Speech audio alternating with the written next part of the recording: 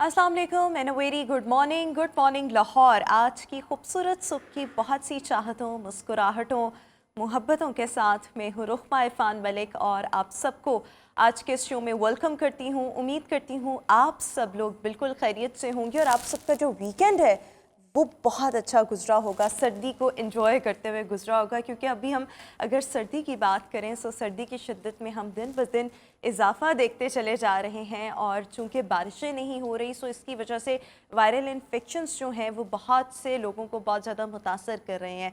अगर हम लाहौर के दर्जा हरारत की बात करें तो इस वक्त लाहौर का जो दर्जा हरारत है वो 7 डिग्री सेंटीग्रेड जो है वो रिकॉर्ड किया जा रहा है और एयर क्वालिटी इंडेक्स जो है वो 286 है, विच इज़ वेरी अनहेल्दी।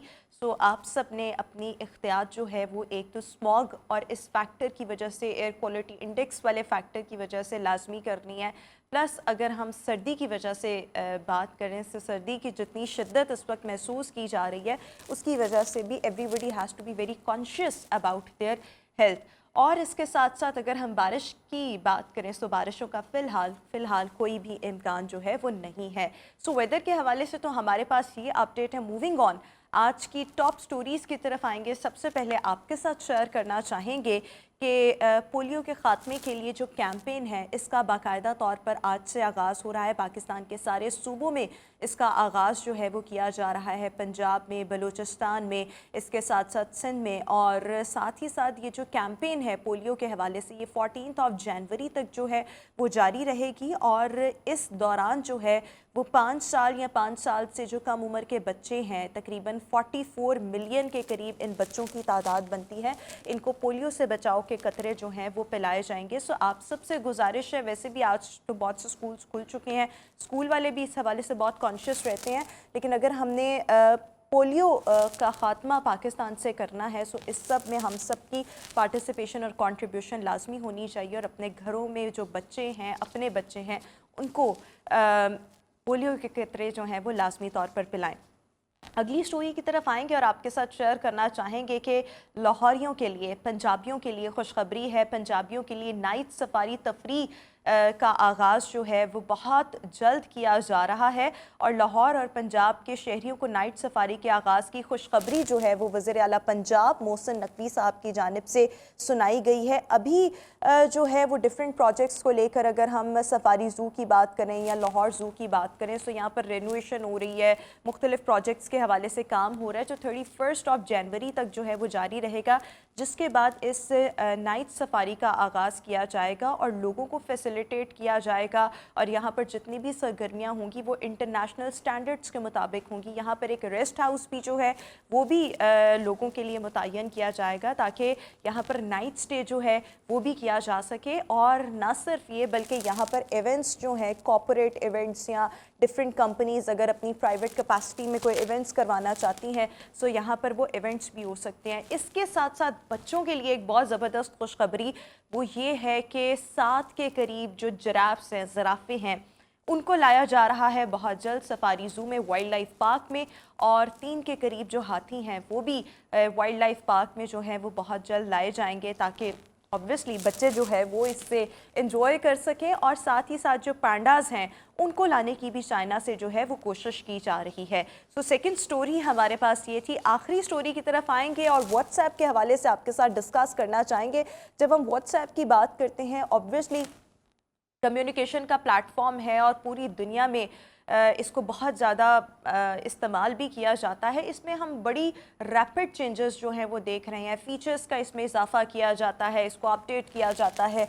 अब की बार जिस नए फ़ीचर का इजाफा किया जा रहा है वो आप सबकी जेबों पे जो है वो भारी पड़ने वाला है। होगा क्या कि पहले तो हमारा जो व्हाट्सएप का डाटा रीस्टोर होता था या रात के टाइम जितना भी बैकअप हो जाता था जीमेल पे या गूगल ड्राइव पे, उसमें होता क्या था कि अनलिमिटेड वो ऑप्शन आपके पास आ रही होती थी कि जितना मर्जी डाटा जो है वो बैकअप हो जाएगा।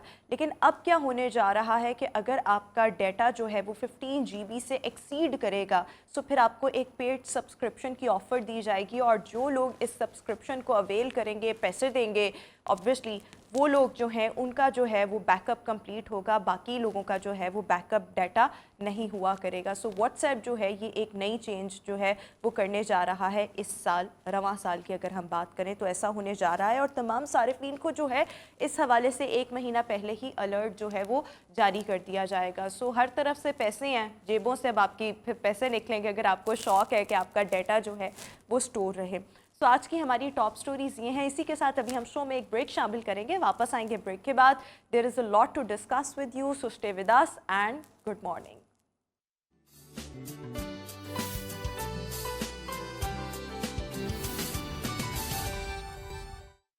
Welcome back after the break. और व्यूअर्स, आज के शो का बाकायदा आगाज़ करेंगे आज के हाइलाइट्स के साथ। आज शो में सबसे पहले हम बात करने जा रहे हैं कि स्किन का ख्याल जो है वो हम सब कैसे रख सकते हैं, जल्द का ख्याल रखना कितना ज़रूरी है। अदर देन दिस हम बात करेंगे मुशायरा, अभी कुछ लोग बाकी हैं, आपको इसकी डिटेल्स बताएंगे और ये मुशायरा कब करवाया जा रहा है, इसका पर्पस क्या है।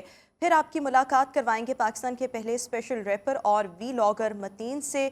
मज़ीद आगे बढ़ेंगे, 10 जनवरी से लर्नर लाइसेंस की फ़ीसों में इजाफा किया जा रहा है, इसको भी डिस्कस करेंगे। और आखिर में आप सबके साथ हम शेयर कर रहे होंगे कि आप सबका ये हफ्ता जो है वो कैसा रहने वाला है। सो राइट नाउ हम मुशायरे की बात करने जा रहे हैं जिसका नाम है अभी कुछ लोग बाकी हैं। बेसिकली पाकिस्तान में अगर हम बात करें सो रेडियंस इवेंट मैनेजमेंट सर्विसेज पिछले 8 साल से मुख्तलिफ़ किस्म के इवेंट्स जो हैं वो ऑर्गेनाइज़ करवा रही है, जिसमें सरकारी सतह के भी इवेंट्स होते हैं, जिसमें कॉर्पोरेट इवेंट्स भी होते हैं, यूनिवर्सिटीज़ की कॉन्फ्रेंसेस और इवेंट्स भी होते हैं, और ना सिर्फ ये बल्कि शादी की तकरीबात वगैरह भी होती हैं।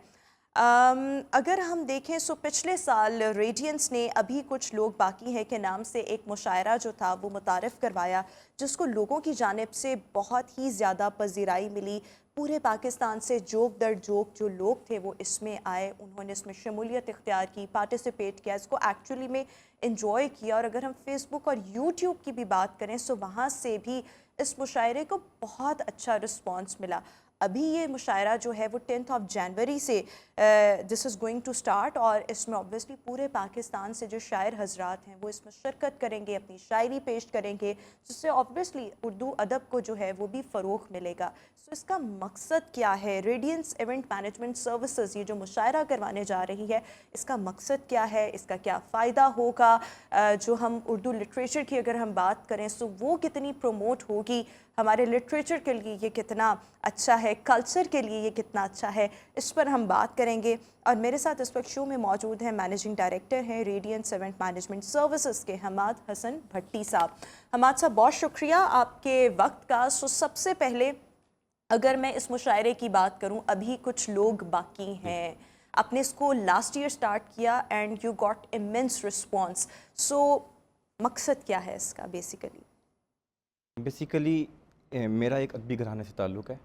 मेरे वालिद साहब जो हैं वो शायरी करते रहे हैं 80s में, मेरे बड़े भाई शायरी करते हैं, मेरी बहन शायरी करती हैं, तो शुरू से ही शेर व शायरी की तरफ रुझान था हमारा। फिर उसके अलावा हम मुशायरों की तरफ जाते रहे, मुशायरे अटेंड कर किए ख़ुद, फिर सोशल मीडिया पे मुशायरे देखते रहे। तो सोशल मीडिया पे जब हमने देखा तो इंटरनेशनल लेवल पे बहुत बड़े मुशायरे करवाए जा रहे हैं, जिसमें हमारे ही शुआरा को कैश करके बाहर ले जाया जाता है और उनको यूज़ कर रहे हैं वहाँ पे, और उनको अच्छा रिस्पॉन्स मिल रहा है वहाँ पे। लेकिन पाकिस्तान में इस चीज़ की हमने कमी देखी।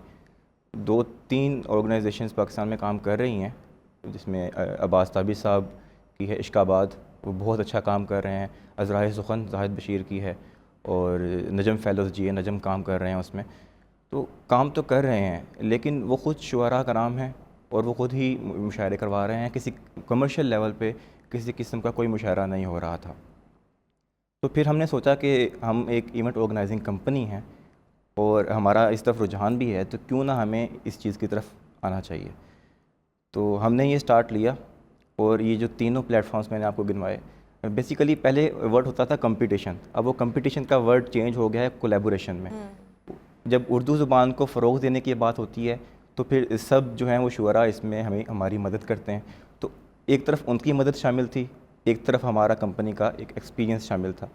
तो हमने इसको ऑर्गेनाइज़ करवाया मुशायरे को, और हमारे मुशायरे में मुनफरिद बात ये थी कि ये बाकी मुशायरों से डिफरेंट इसलिए था कि इसमें एक तो सिक्योरिटी के लिए बाउंसर्स हमने करवाए, फिर आधा हॉल कम अज़ कम जो आधा हॉल जो है वो फैमिलीज़ के लिए हमने रिज़र्व किया।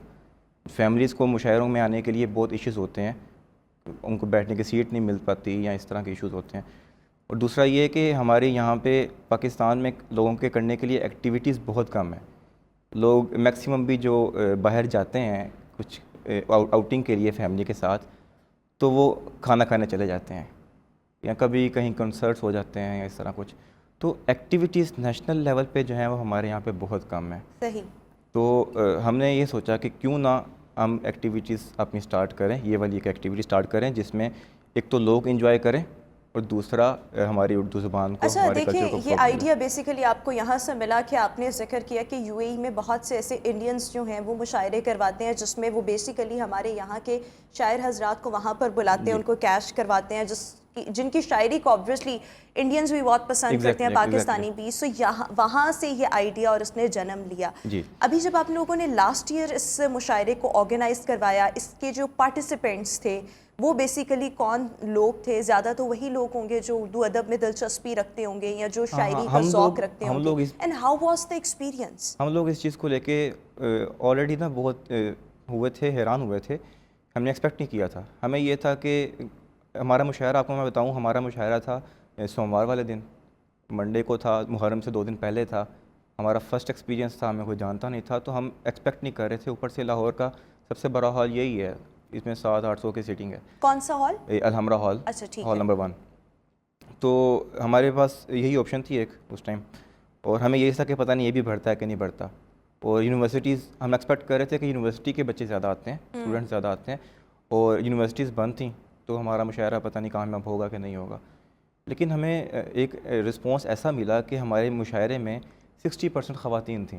ठीक है। और उसी वजह से इस बार भी ऐसा हुआ है कि हमारी जो लास्ट टाइम की ऑडियंस थी, लास्ट टाइम हमारे पास अगर 30% हॉल की बुकिंग्स आई थी, इस टाइम 50% हॉल की बुकिंग्स फैमिलीज़ की हो चुकी हैं। और 50% का मतलब ये नहीं है कि मज़ीद बुकिंग्स नहीं है, मतलब ये है कि अब हमने बुकिंग्स रोक दी हैं, हमें 10 दिन पहले से रोक दी हुई हैं, ताकि अब जो जिन लोगों ने बुकिंग्स नहीं करवाई वो भी तो आना चाहेंगे और उनको भी बिठाना है हमने। अच्छा, ये बेसिकली आप इस मुशायरे को how do you promote it most of the time? Last year कैसे प्रमोट किया था, अभी इस साल कैसे प्रमोट कर रहे हैं ताकि ज़्यादा से ज़्यादा लोगों को पता लगे कि this mushaira is going to happen on 10th of January? एक तो चलें हमारे प्लेटफॉर्म्स पे भी दिस इज़ अ वे जिससे आप प्रमोट कर रहे हैं, but what are the rest of the means?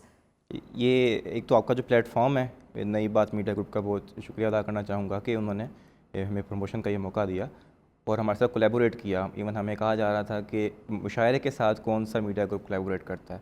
तो उर्दू ज़ुबान को फ़रोग़ देने के लिए नई बात मीडिया ग्रुप का ये बहुत अच्छा कदम है कि उन्होंने एक मुशायरे के साथ कोलैबोरेट किया। दूसरा ये कि हम अपनी सोशल मीडिया कैंपेन के ज़रिए ख़ुद ही करते हैं, फेसबुक पे, इंस्टाग्राम पे हम एड्स लगाते हैं और उधर से ही जो हमारी और जो इसके पासेस वगैरह होते हैं वो पेड होते हैं या फ्री होते हैं? फ्री पासेस होते हैं। पासेस मिलते हैं कहाँ से? पासेस नहीं है, फ्री एंट्री है। अच्छा, free entry, anybody can come. जी, जो फैमिलीज़ हैं उनके लिए ये है कि वो अपनी कॉल पे या मैसेज पे अपनी बुकिंग करवा लेते हैं, जिसमें वो अपना नंबर और आईडी कार्ड नंबर भी शेयर करते हैं ताकि हमारे पास रिकॉर्ड रहे। उनको फिर उसी टाइम उनकी लाइन नंबर और उनका जो सीट नंबर है। लास्ट ईयर ये कितनी देर का इवेंट था? इसमें कितने शायरों ने शिरकत की? मर्द कितने थे शायर और ख़वातीन शायरा जो थी वो कितनी थी? लास्ट टाइम 14 शायर थे और उनमें से एक ख़वातीन थी और बाकी जो हैं वो मर्द हजरात थे।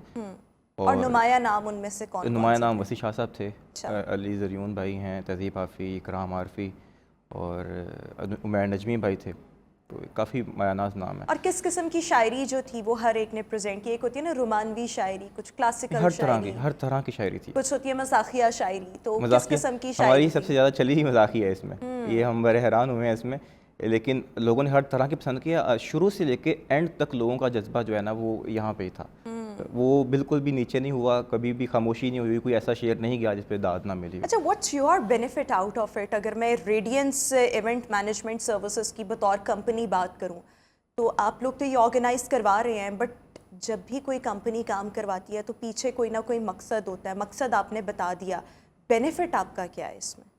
बेनिफिट हमारा यही है कि हमारा कल्चर प्रमोट हो रहा है, हमारी ज़ुबान प्रमोट हो रही है और इससे ज़्यादा अच्छा कोई मॉनेटरी बेनिफिट नहीं, मॉनेटरी बेनिफिट अभी तक तो हमारा कुछ भी नहीं है। लेकिन लॉन्ग टर्म आपके प्लान्स में ये है? लॉन्ग टर्म फ्यूचर में अगर हमारे साथ जो कोलैबोरेट करते हैं या स्पॉन्सर्स वगैरह आते हैं तो उसमें तो थोड़ा फ़ायदा होता है, उसके अलावा तो। और इस साल जो है जो 10 जनवरी को होने जा रहा है, ये कितनी देर का इवेंट होगा? कहाँ पर इसको ऑर्गेनाइज़ किया जा रहा है? नुमाया नाम कौन कौन से हैं शायरों के जो इसमें पार्टिसिपेट कर रहे हैं? इस बार भी अल-हमरा आर्ट्स काउंसिल में ही हम कर रहे हैं।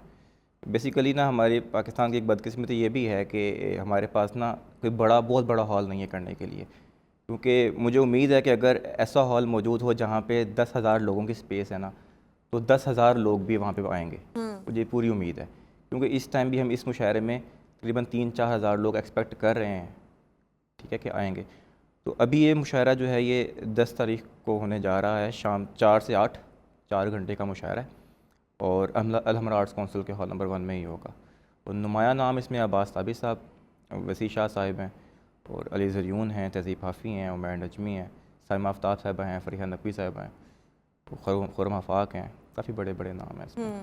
बिल्कुल ठीक। अच्छा, जब हम शायरी की बात करते हैं ना, तो शायरी को प्रमोट करने के लिए there are lots of other platforms available in Pakistan, but why did you choose this मुशायरा?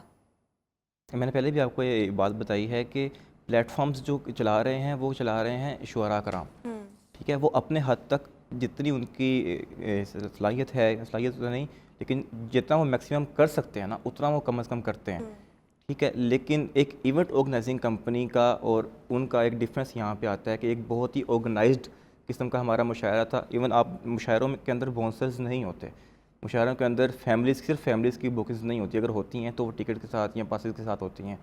तो हमारा फ्री में हर चीज़ होना और इतना ऑर्गेनाइज होना, और वही मैं आपको बता रहा था कि फैमिलीज़ इतनी खुश हुई हैं हमसे कि हमारे पास वही सेम नंबर्स के साथ भी बुकिंग्स हुई हैं और उससे ज़्यादा भी बुकिंग्स हुई हैं, उनके अलावा भी बुकिंग्स हुई हैं। अच्छा, जब हम उर्दू अदब की बात करते हैं, वैसे तो मुझे ऐसे लगता है कि आजकल की अगर हम जनरेशन की बात करें, they are least interested in literature, क्योंकि लिटरेचर को समझना और इसकी अंडरस्टैंडिंग, इसको पढ़ना जो है वो हर एक को नहीं, ऑब्वियसली हर एक को शौक़ होता है ना, तो जिनको शौक़ नहीं है, और आजकल मुझे लगता है ज़्यादा लोग जो है, यूथ जो है वो उर्दू लिटरेचर से they are far far away. So what do you think is the importance of Urdu literature right now?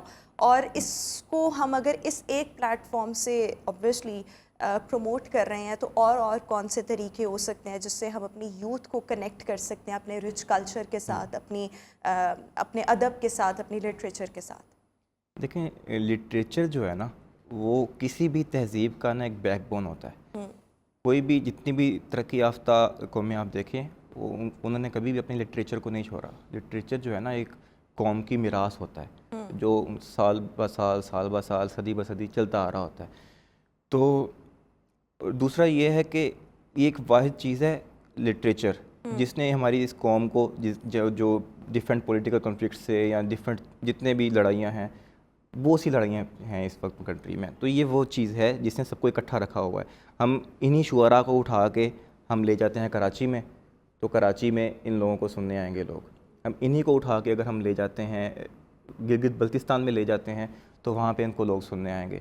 तो कहने का मकसद ये है कि लोग, ये गलत एक कंसेप्ट गया हुआ है कि लोग उनसे पसंद नहीं करते, यंग नेशन जो है वो पसंद नहीं करती लिटरेचर को। हमने अपना जब मुशायरा करवाया है तो हम इस चीज़ को देख के हैरान हुए हैं कि आवाम को इतना रिस्पॉन्स कैसे आया, क्योंकि हमें शुरू में, क्योंकि एक कंपनी कभी भी एक मुशायरे की तरफ नहीं आई, तो जब हम आए हैं तो हमें बहुत से लोगों ने ये भी कहा कि कोई फ़ायदा नहीं है, लोग नहीं आते। तो लेकिन जब हमने लोगों का रिस्पॉन्स देखा, आवाम बड़े से लेके बुज़ुर्ग, ख़वातीन, जो मर्द हजरात हैं, लड़के हैं, यूनिवर्सिटी के बच्चे हैं, और इवन छोटे छोटे बच्चे भी आए हुए थे। तो ये सब चीज़ें जो हैं वो कॉन्सेप्ट्स गए हुए हैं, लोगों के पास असल में मौके हैं ही नहीं।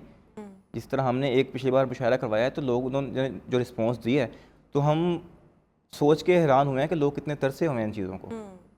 प्रमोट किया ही नहीं जा रहा हमारे कल्चर। बिल्कुल ठीक हो गया। अच्छा, अपने फ्यूचर विजन के बारे में बताएं, और हमारी ऑडियंस को अगर आप कोई पैगाम देना चाहें, so you more than welcome. Future vision हमारा जो है, अभी मैं आपको बता रहा था कि हमें जो रिस्पॉन्स मिला है, तो उससे हमने अब ये प्लान ये कर रहे हैं कि जो हम सालाना मुशायरा एक बार करवाते हैं साल में, वो जो बड़ा मुशायरा है अब साल में हम 2 बार करवाएंगे, वो सालाना नहीं होगा। और छोटे मुशायरों की तादाद में हम इजाफ़ा करेंगे, हम डिफरेंट सिटीज़ में भी मूव करेंगे, सिर्फ लाहौर में नहीं रहेंगे, बाहर भी जाएंगे। और दूसरा एक और हम एक बहुत अहम चीज़ प्लान कर रहे हैं, उसका भी पेपर वर्क चल रहा है। जैसे ही उसका स्ट्रक्चर बन जाएगा तो हम उसको अनाउंस कर देंगे। अभी वो बहुत अहम चीज़ है, उसका जैसे ही स्ट्रक्चर बनता है तो। और पैगाम मेरा यही है कि उर्दू अदब जो है वो उसको प्रमोट करें, अपने जो है हमारा कल्चर है इसको क्या कहते हैं ऑब्वियसली प्रमोट करना ज़रूरी है, क्योंकि ऑब्वियसली हमारी रूट्स जो हैं वो पाकिस्तान के साथ कनेक्टेड हैं, और पाकिस्तान के साथ कनेक्टेड है इट मींस हम उर्दू के साथ बहुत ज़्यादा कनेक्टेड हैं। सो यस, अपने कल्चर को, अपने लिटरेचर को, इन चीज़ों को फ़रोग देना ये बहुत ज़्यादा ज़रूरी है, और इसमें सबकी कंट्रीब्यूशन जो है वो होनी चाहिए। अगर हम ये बात करते हैं कि हमारी यूथ जो है वो बहुत डिसकनेक्टेड है लिटरेचर के साथ या उर्दू के साथ, तो उसके लिए ये एक काविश है, और इस तरह की काविश इंडिविजुअल कैपेसिटी में या अगर आप इज्तमाही तौर पर कोई काविश करना चाहें सो यस की जा सकती है। Thank you so much and all the very best जो आप ऑर्गेनाइज करवाने जा रहे हैं। May you be successful in it. बहुत शुक्रिया आपने हमारे शो के लिए वक्त निकाला। व्यूअर्स, इसी के साथ अभी हम शो में एक ब्रेक शामिल करेंगे। Will see you after this short break.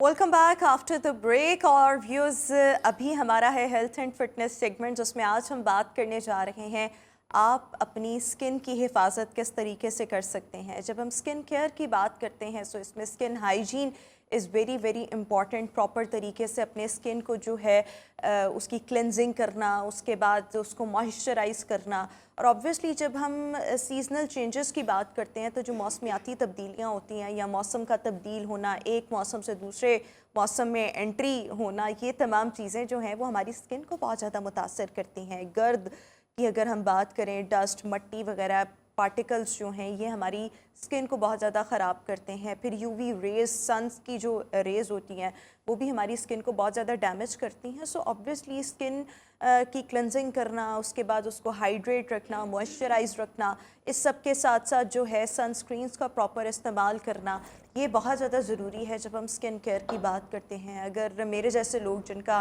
रोज़ाना मेकअप होता है सो उससे पहले टोनर अप्लाई करना, और उससे पहले अगर हम प्राइमर की बात करें तो ये चीज़ें बहुत ज़्यादा ज़रूरी होती हैं। तो किस तरीके से हम ओवरऑल अपनी स्किन का ख्याल रख सकते हैं, हेल्दी स्किन जो है वो हासिल कर सकते हैं, इसी पर आज मैंने बात करनी है। मेरे साथ इस वक्त शो में aesthetic physician doctor Tahira Kanwar इस वक्त शो में मौजूद हैं। Doctor Tahira, thank you so much for being with us. So सबसे पहले जब हम स्किन केयर की बात करते हैं, क्या क्या चीज़ें बहुत ज़्यादा ज़रूरी होती हैं जब हम अपनी स्किन की हिफाजत की बात करते हैं? तो अस्सलाम वालेकुम, थैंक यू सो मच, आपने मुझे अपने शो में इनवाइट किया। नो डाउट कि जब हम स्किन के लिए जो है वो चीज़ों का इस्तेमाल करते हैं, चाहे वो विंटर है चाहे समर है, तो हमें उसके अकॉर्डिंग जो है वो प्रोडक्ट्स का स्पेशली जो है वो ख्याल रखना पड़ता है, क्योंकि हमारी हर वेदर के साथ जो है वो स्किन चेंज हो रही होती है। जैसे अगर मैं विंटर की बात करूँ तो विंटर में क्या होता है, मोस्टली हमारी स्किन जो है वो बहुत ज़्यादा ड्राई होनी शुरू हो जाती है। तो हम क्या करते हैं कि जो रूटीन हमारी चल रही होती है, समर में चल रही होती है, उसी को हम कंटिन्यू कर रहे होते हैं विंटर में भी। उसकी वजह से बहुत सारे इश्यूज आने शुरू हो जाते हैं, लाइक आपकी स्किन के ऊपर जो है वो एक्नी वगैरह होनी शुरू हो जाती है, पिगमेंटेशन होनी शुरू हो जाती है, ड्राइनेस की वजह से फाइन लाइंस, रिंकल्स बहुत ज़्यादा जो है वो बनने शुरू हो जाते हैं। तो सबसे पहले तो हमें ये चीज़ देखनी चाहिए कि हम किस वेदर में क्या प्रोडक्ट्स यूज़ कर रहे हैं, क्योंकि ये रूटीन केयर में हमारे लिए बड़ी हेल्प आउट हो सकती है अगर हम अच्छी प्रोडक्ट्स या अच्छी अपनी रूटीन केयर एक रिजीम हम बना लें, जो हम जैसे ही वेदर चेंज हो तो हम उसके अकॉर्डिंग जो है वो अपनी चीज़ों को चेंज करते जाएं। विंटर में जैसे अगर अब अभी विंटर्स हैं तो अगर इसमें मैं बात करूँ तो सबसे पहले जो है वो यही है कि हमें अपनी स्किन को बहुत ज़्यादा मॉइस्चराइज़ करना चाहिए। जितना आप मॉइस्चराइज़ कर सकते हैं उसको जो है वो अच्छे लोशंस हैं, टोनर्स हैं, सीरम्स अवेलेबल हैं, वो हमें यूज़ करने चाहिए। लेकिन उसके लिए भी सबसे बेहतर ये है कि आपको अपनी स्किन टाइप पता होनी चाहिए, लाइक आपकी स्किन जो है वो ऑयली है, ड्राई है, कॉम्बिनेशन है, सेंसिटिव है। अमूमन आपने देखा होगा कि बहुत सारी ऐसी स्किन डिजीज़ या ऐसी जो है वो स्किन प्रॉब्लम्स जो है वो बहुत ज़्यादा फ्लेयर अप हो जाती है जैसे ही विंटर स्टार्ट होते हैं। सोराइसिस है, डर्मेटाइटिस है, एक्जिमा है, इन सारी चीज़ों को मद्देनज़र रखते हुए आप वो वाली चीज़ें यूज़ करें, ऐसे सीरम्स, ऐसे प्रोडक्ट्स यूज़ करें जो आपकी स्किन के लिए सूटेबल है। ऐसा नहीं होना चाहिए कि जो आप रैंडमली जो चीज़ यूज़ कर रहे हैं उसी को आप जैसे ही वेदर में आप एंटर होते हैं आपका सीज़न जो है वो चेंज होता है, सीजनल आपकी चीज़ें जो है वो चेंज होती है, तो आप अपनी प्रोडक्ट वही रखें, वो नहीं रखनी चाहिए। अच्छा देखिए, जो लोग अपनी स्किन की हिफाजत नहीं करते उनके लिए प्रॉब्लम्स क्या क्या आ सकते हैं? एक तो कुछ साइड इफ़ेक्ट्स होते हैं ना जो शॉर्ट टर्म होते हैं, फौरी तौर पर सामने आने लग जाते हैं। कुछ साइड इफ़ेक्ट्स ऐसे होते हैं जो शायद अभी आपको फील ना हो रहे हों, लेकिन अगले 3, 4, 5 साल, 10 साल बाद आपको पता लगे कि आपने तब क्या हिफाजत नहीं की, तो अब उसके रिजल्ट्स जो हैं वो आप देख रहे हैं।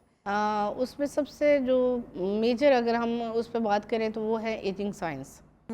आपकी एजिंग जो है वो बहुत जल्दी स्टार्ट हो जाती है अगर आप अपनी स्किन की केयर ना करें, आप उसका ख्याल ना रखें, तो फाइन लाइंस, रिंकल्स आने शुरू हो जाते हैं। जैसे अभी मैंने बताया कि स्किन ड्राई होने की वजह से एक मेजर आपको जो साइड इफ़ेक्ट कह लें या प्रॉब्लम कह लें, या इशू जो बहुत ज़्यादा फीमेल्स को भी मेल्स को भी जो है वो उसमें फेस करना पड़ता है, उसमें है उनकी फाइन लाइंस, रिंकल्स। आपकी जैसे ही फाइन लाइंस, रिंकल्स प्रोड्यूस होने शुरू हो जाती है, आप अपनी एज से बहुत ज़्यादा बड़े लगने बिल्कुल शुरू हो ठीक। जाते एक तो हैं। ये नुकसान है और मज़ीद इसके क्या क्या नुकसान आते हैं ये भी जानेंगे, लेकिन उससे पहले हमारे साथ एक लाइव कॉलर है अब्बास। अस्सलाम वालेकुम अब्बास। अब्बास, आपको मेरी आवाज़ आ रही है? जी जी। हाँ। जी क्या वालेकुम जान सलाम।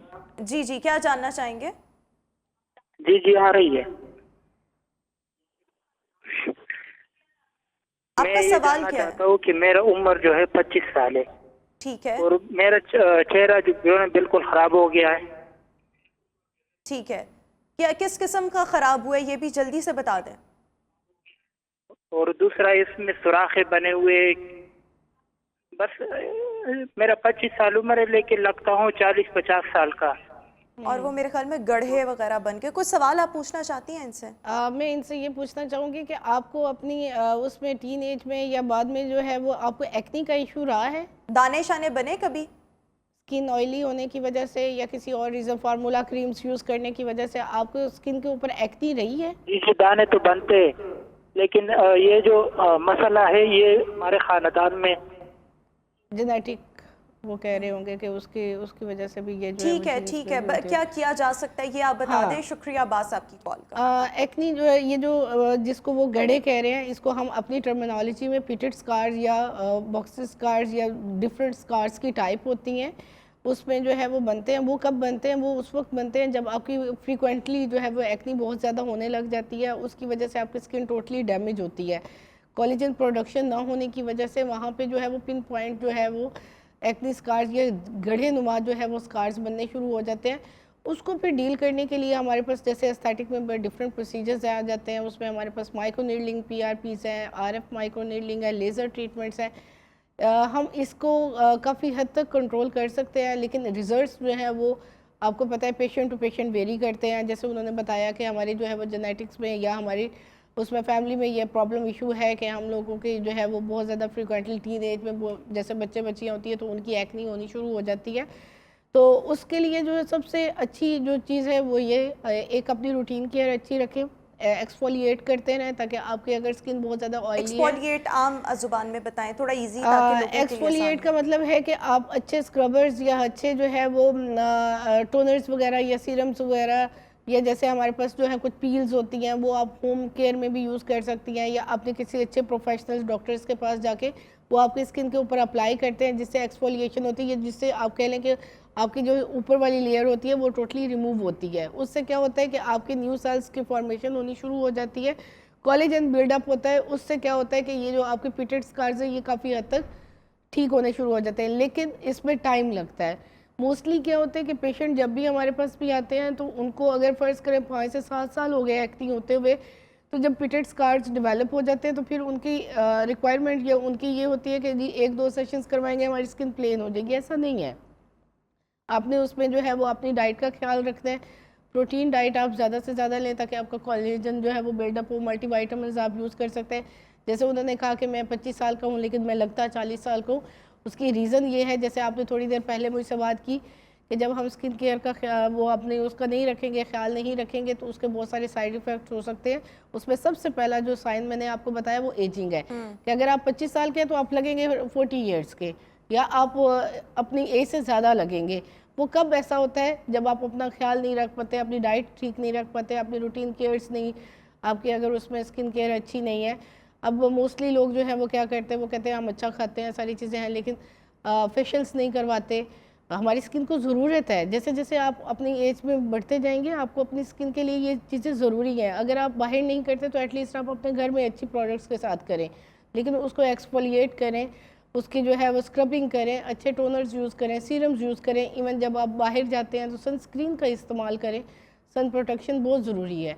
यूवी लाइट्स वगैरह ये इवन जितनी भी लाइट्स हैं वो हमारी स्किन को इफ़ेक्ट कर रही होती हैं। तो मोस्टली लोगों में ये कंसेप्ट नहीं है कि वो बाहर निकलते हैं, मेकअप बहुत ज़्यादा यूज़ करते हैं, मेकअप करने के बाद फिर रात को जब मोस्टली होना ये चाहिए कि आप उसको अच्छी तरह से क्लिनजिंग करके स्किन को हाइड्रेट करें। अच्छा, बिल्कुल ठीक हो गया। और इसके लिए ऑब्वियसली डिफरेंट ट्रीटमेंट्स वगैरह वो भी अवेलेबल हैं। हम बात कर रहे थे कि अगर आप अपनी स्किन की हिफाजत नहीं करते, जिसमें स्किन की क्लिनजिंग बहुत ज़रूरी है, एक्सफोलिएशन बहुत ज़रूरी है, जिसमें आपका सनस्क्रीन्स का इस्तेमाल, मॉइस्चराइज रखना, हाइड्रेट रखना, अच्छी ग़िज़ा, साउंड स्लीप, ये चीज़ें बहुत ज़्यादा ज़रूरी हैं। जो भी इंसान इनका ख्याल नहीं रखता, सबसे पहले तो उसकी स्किन पर एजिंग के साइंस जो हैं वो रूनुमा होने लग जाते हैं, वो अपनी उम्र से बड़ा लगने लग जाता है। स्किन रफ होनी शुरू हो जाती है, स्किन रफ होनी शुरू हो जाती है, उसके ऊपर पिगमेंटेशन आपकी आनी शुरू हो जाती है, पोर्स ओपन होने शुरू हो जाते हैं। ये डिफरेंट एक प्रॉब्लम्स हैं जो हमारी फीमेल्स और मेल्स को जो है वो आने शुरू हो जाते हैं। उसके साथ साथ फिर बहुत सारी ऐसी चीज़ें हम यूज़ कर रहे हैं अपनी रूटीन में, जैसे मैंने आपको बताया फार्मूला क्रीम्स, मिक्स क्रीम्स का बहुत ज़्यादा लोग इस्तेमाल करते हैं और उसके बाद उनको इंस्टेंट रिज़ल्ट मिलता है क्योंकि उसके अंदर जो है वो मरकरी वगैरह होता है। वो क्या करता है, वो आपकी स्किन को जो है वो बहुत ज़्यादा जो है उसमें लाइटनिंग एजेंट्स वगैरह होते हैं जो आपको करते हैं। तो पेशेंट जो है या हम लोग जो है मोस्टली एशियंस जो हैं हम शॉर्ट टर्म गोल्स की तरफ जाते हैं। हम ये नहीं करते कि हम अच्छी प्रोडक्ट यूज़ करके हमारी स्किन हेल्दी होनी चाहिए, वो हम लोग नहीं कर रहे होते हैं। अच्छा, एक और चीज़ अगर हम ये देखें तो हर कोई जो है वो बहुत ज़्यादा फेशियल्स करवाने नहीं जा सकता, या बहुत से लोग हैं जिनकी पॉकेट जो है वो इजाज़त नहीं देती। अगर हम स्टैटिक क्लिनिक्स की बात करें वहाँ चीज़ें एक्सपेंसिव होती हैं। अगर हम सैलून्स की बात करें तो वहाँ पर भी आजकल जो रेट हैं वो ज़्यादा है। अब हर कोई नहीं, घर पर रहते हुए हमें क्या क्या हिफाजत करनी है और किस किस तरीके से करनी है? घर पे रहते हुए तो जैसे अगर मैं आपको बताऊं कि विंटर्स हैं तो सबसे पहले हमें ये ख्याल करना चाहिए कि हम हॉट शावर्स लेते हैं। हमें अपनी स्किन को जो है उससे बचाना चाहिए। हमें नीम गर्म पानी से आप इस्तेमाल करें, बहुत तेज़ गर्म पानी आप मत यूज़ करें। उससे क्या होगा कि वो आपकी स्किन के अंदर से मॉइस्चर ख़त्म कर देगा। ठीक है। फिर ये एक बेसिक टिप्स हैं जो हम अपने घर में चीज़ों को यूज़ करते हुए अपनी स्किन को हेल्दी कर सकते हैं। इन विंटर्स में सबसे पहले एक ये है कि हॉट शावर्स का इस्तेमाल जो है वो कम करना चाहिए। आप नीम गर्म पानी से इस्तेमाल वो करें। इसके साथ जैसे ही आप शावर लें तो साथ में ऑयल, मॉइस्चराइज़र या क्रीम्स फॉर्म में या कुछ भी है वो आप अपनी बॉडी पे ज़रूर अप्लाई करें, अपने फेस पे ज़रूर अप्लाई करें। नंबर सेकंड, जैसे मैंने बताया कि अभी अगर हम डाइट पे बात करें तो आजकल जो है वो हमारे पास हमारा मौसम में, इस मौसम में जो है वो विटामिन सी जो हम ले सकते हैं वो हम किससे ले सकते हैं, ऑरेंज से ले सकते हैं, संतरा है, माल्टा है, आप इसका इस्तेमाल ज़्यादा से ज़्यादा कर सकते हैं। इसमें विटामिन सी है जो ऑटोमेटिकली आपकी स्किन को हेल्दी करेगी। एक और चीज़ मैं यहाँ कहना चाहूँगी कि बहुत सारे लोग ऐसे हैं कि जो ये समझते हैं कि हम अपनी स्किन के ऊपर चीज़ें अप्लाई करेंगे तो हमारी स्किन हेल्दी रहेगी। नहीं, ऐसा नहीं है। आप जो चीज़ खाएंगे वो रिफ्लेक्ट करेगी हमारी बॉडी, हमारी स्किन उसको रिफ्लेक्ट करेगी। तो मैं ये समझती हूँ कि आप लगाने से बेहतर है कि आप ज़्यादा फोकस करें अपनी डाइट पे। ठीक है। आप जो चीज़ खाएंगे वो आपके जितने इंटरनल ऑर्गन्स हैं, जितनी भी चीज़ें हैं उसको फ्लरिश करेगा। तो जब वो फ्लरिश होगा तो ऑटोमेटिकली आपकी स्किन भी फ्लरिश करेगी। चीज़ के रोज़ वाटर का इस्तेमाल वो हमारी स्किन के लिए कैसा है? शर्त ये है कि हमें असल रोज़ वाटर जो है वो मिल जाए। तो बहुत से लोग जो है, स्पेशली अगर हम समर्स की बात करें, अभी तो वैसे मौसम ठंडा है, या वैसे भी मेकअप वगैरह करने से पहले जो है वो स्प्रे कर लेते हैं, शावर कर लेते हैं फेस पर रोज़ वाटर। तो इन चीज़ों का इस्तेमाल जो है वो कैसा है? आप कर सकते हैं। लोग तो बहुत सारे होम टिप्स की अगर मैं बात करूँ, रोज़ वाटर यूज़ करते हैं, बेसन यूज़ करते हैं, बहुत सारी ऐसी चीज़ यूज़ करते हैं, लेकिन आप उससे पहले ये ज़रूर देखें कि वो आपकी स्किन के लिए ठीक है या नहीं है। बहुत सारे ऐसे लोग हैं जो इस तरह के होम जो टिप्स हैं वो यूज़ करते हैं तो उनकी स्किन जो है वो एलर्जिक हो जाती है।